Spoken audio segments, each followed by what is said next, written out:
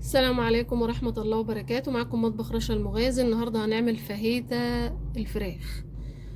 دول ربع كوباية لبن رايب. هنعمل الصوص الأول اللي هنتبل بيه الفاهيتا. هحط معلقة أو نص معلقة عسل أبيض، ممكن تضيفوا سكر بدل العسل. معلقة صويا صوص، مش هضيف ملح طبعا عشان الصويا صوص مالحة. هنا بقى البهارات، نص معلقة 7 بهارات، نص فلفل، نص سماق.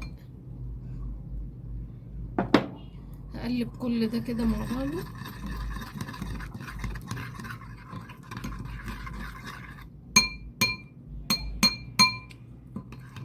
بالشكل ده كده. ممكن تضيفوا سكر بدل العسل الابيض، هيمشي برضه. تمام كده، كل المكونات دابت مع بعض. هنزل بقى ده بانيه ومتقطع زي ما انتوا شايفينه كده. لازم يبقى متصفي كويس جدا، مفيش فيه اي ميه عشان التتبيله تمسك عليه وتشرب التتبيله بسرعه.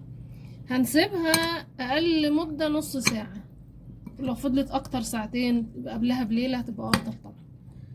تمام، هسيبها بقى دلوقتي في التتبيله وبعدين هرجع لكم تاني.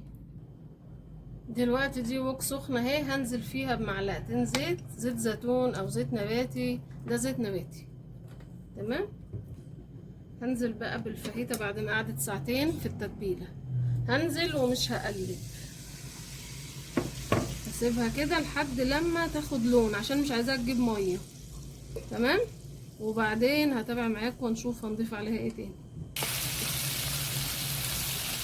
دلوقتي اهي اخدت لون. انا وسعت كده عشان انزل بالبصل. دول بصلتين كبار متقطعين جوانب، محتاجاهم بس يتبلوا. وبعدين هنزل بالفلفل الالوان. دلوقتي البصل دبل اهو، هنزل دول عودين كرفس. ده اختياري على فكرة، بس بيدي طعم حلو. هو انا بحبه في الفراخ، في اللحمة، في السمك، بيفرق بصراحة في الطعم. ده فلفل الوان هنزل بيه برضو، بس انا محتاجة اشم ريحة الفلفل، بس يعني محتاجاه يبقى فيه قرشة كده، مش مستوي. انما البصل بنحبه مجدبل شوية عشان بيبقى طعمه ما يبقاش قوي قوي يعني. تمام كده، هي ريحة الفلفل طلعت خلاص كده، هي استوت. هعمل السندوتشات على الجريل وهوريها لكم. دلوقتي دي سندوتش الفاهيتا اللي عملته على الجريل معاكم اهو بالشكل ده. اخد تحميصه حلوه، مقدمه معاه سويت شيلي صوص ومخلل، ممكن توميه، مايونيز، اي صوص انتوا حابينه هيمشي معاه.